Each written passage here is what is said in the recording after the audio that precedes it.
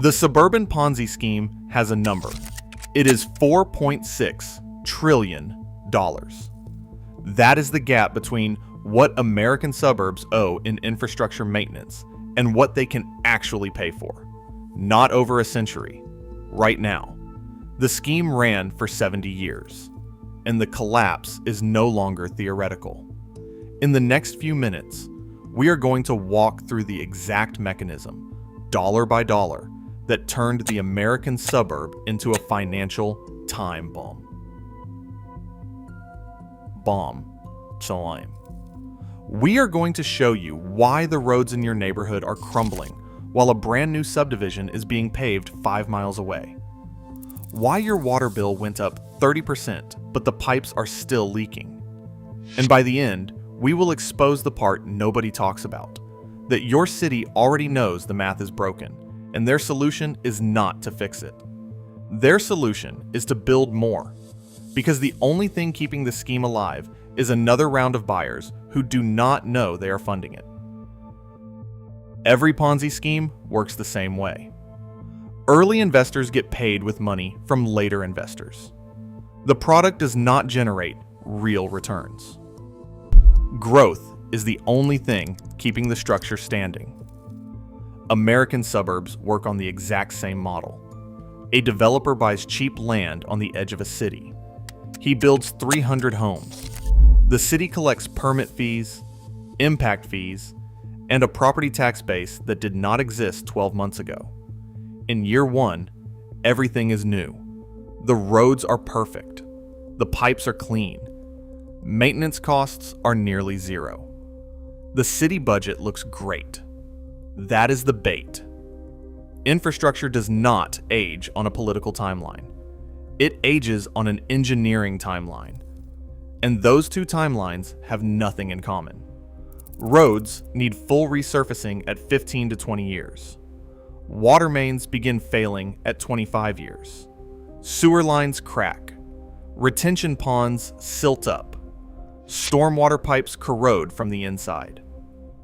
When those bills arrive for a single subdivision, for just roads, water, and sewer, the total replacement cost is typically 2 to 5 times the total property tax revenue that subdivision generated over its entire existence. Not per year. Total. Every dollar those homeowners paid over 25 years was not enough. That is not a budget shortfall. That is a lie baked into the foundation of how we build. So how did the lie survive for 70 years? The same way every Ponzi survives. New money covered old obligations. The first wave of post-war suburbs, built in the 50s and 60s, hit their infrastructure wall in the 80s and 90s. Cities covered the cost with revenue from the suburban building boom of those decades. The subdivisions built in the 80s hit their wall in the 2000s. Cities covered that with revenue from an even bigger boom. Each generation's failure was hidden by the next generation's growth. Now, the subdivisions from the early 2000s are starting to fail. And the ones from the 90s that were patched instead of replaced are failing again, worse, because deferred maintenance compounds like debt. Every year you skip a repair, the repair gets more expensive. A road that needed $60,000 in resurfacing in 2012 now needs a full reconstruction, costing $200,000 in 2025. The backlog is not linear. It is exponential. There is a family in a suburb outside of Atlanta who bought their home in 2004. 3 bedrooms, quarter-acre lot, good school district, $240,000. They did everything right. In 2019, the street in front of their house developed a crack that ran from one curb to the other. Not a pothole. A structural failure in the roadbed. They called the city. The city said the street was on a repaving list. They asked when. The city said the list was prioritized by traffic volume. Their street, residential and low traffic with no commercial value, was near the bottom. By 2022, the crack had widened to 4 inches. Water pooled in it after every rain. That water seeped into the subgrade beneath the road and saturated the soil around the water main. The main ruptured in January of 2023. Their basement flooded with water, the color of weak coffee. The repair took 11 days. During those 11 days, the family boiled water from a neighbor's tap. Their home was appraised at $240,000 when they bought it. The most recent comparable sale on their street closed at $151,000. Nobody compensated them. Nobody was sued. Nobody was held accountable.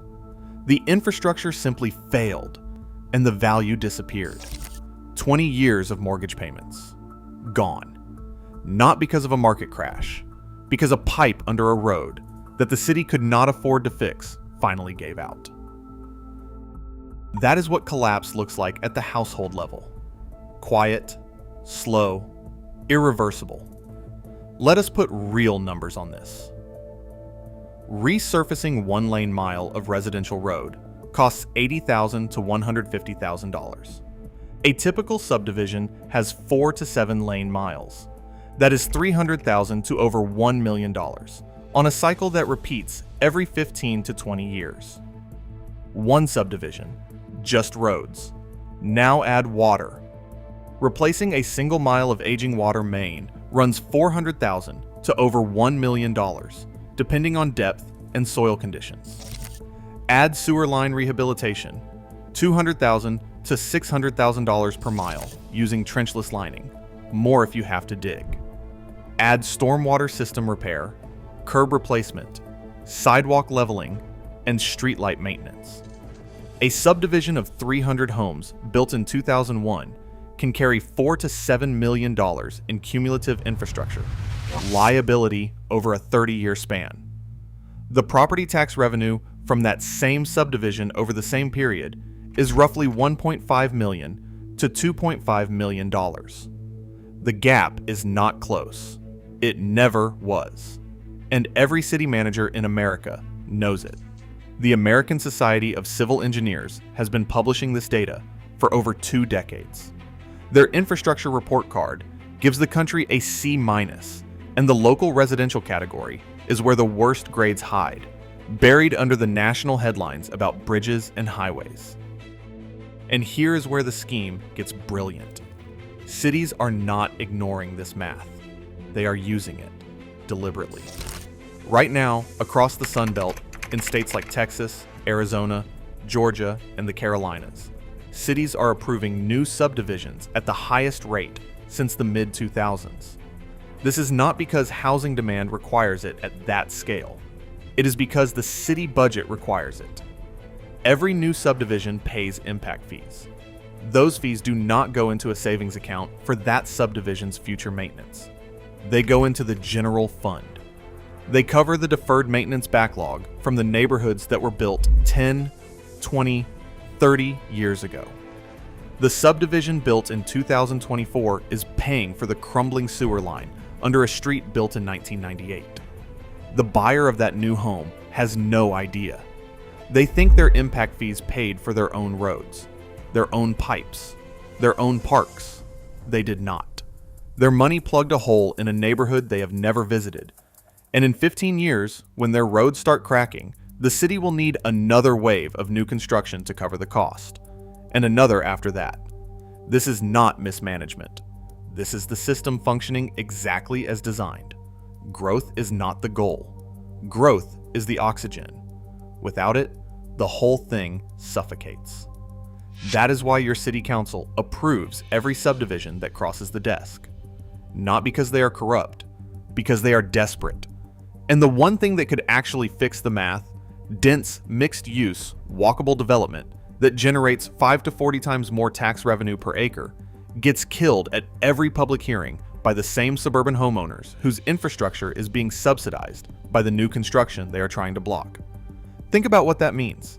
A single downtown block with apartments above retail, offices above restaurants, can generate more property tax per acre than an entire cul-de-sac of single-family homes while using a fraction of the road, pipe, and wire infrastructure. The math is not even debatable. urban planners have published the numbers for dozens of cities. The dense block pays for itself. The cul-de-sac never does. But the cul-de-sac has voters. And those voters show up to every planning meeting to fight the rezoning that would allow the dense block to exist. They call it protecting neighborhood character. What they are actually protecting is a financing model that requires someone else to pay for their streets. The people who benefit most from the scheme are the ones who make sure it cannot end. The scheme requires perpetual growth. Perpetual growth does not exist. Several small cities in the Midwest and Southeast have already hit the wall. Growth slowed. New development stopped. The backlog came due all at once. Roads that were patched and repatched for a decade finally disintegrated. Water mains that were leaking 20,000 gallons a day ruptured. Sewer systems backed up into homes. Some municipalities have raised water and sewer rates by 40 to 60% in the past 5 years. Not to upgrade, to survive. Homeowners in those neighborhoods are now paying more for worse service in homes worth less than their mortgage balance. They cannot sell because no buyer with a competent inspector will close on a house sitting on failing infrastructure. They cannot afford the repairs the city will not make. And they cannot leave because the house is the collateral on the loan they still owe. Some try to sell anyway. They drop the price 10%, then 20%. The listing sits for months. The buyers who do show interest are investors looking to rent, and they offer 60 cents on the dollar. The homeowner takes the loss or stays and watches the value keep falling. Either way, the wealth they were told the house would build, the retirement cushion, the equity for their kids' college, evaporates into a sewer line that nobody maintained. The developer who built the subdivision made his profit at closing. He is gone. The city council members who approved the plat are retired. The engineers who designed to minimum code moved on 2 decades ago. The only person left holding the bill is the homeowner. The person who was told, by every institution they trusted, that buying a house in the suburbs was the safest investment in America. It was not an investment. It was a subscription to a system that was already out of money. And nobody told them the terms. There is a cul-de-sac in a suburb outside Memphis where the asphalt has not been repaved in 21 years. 11 patches on the same water main. Last spring, the main collapsed and flooded 2 basements with water the color of rust. The homes were appraised at $200,000 when they were built. The last sale on that street closed at $109,000. The family who bought at that price thought they were getting a deal. The city mailed a notice to the street. It said the repair was scheduled. It did not say which year.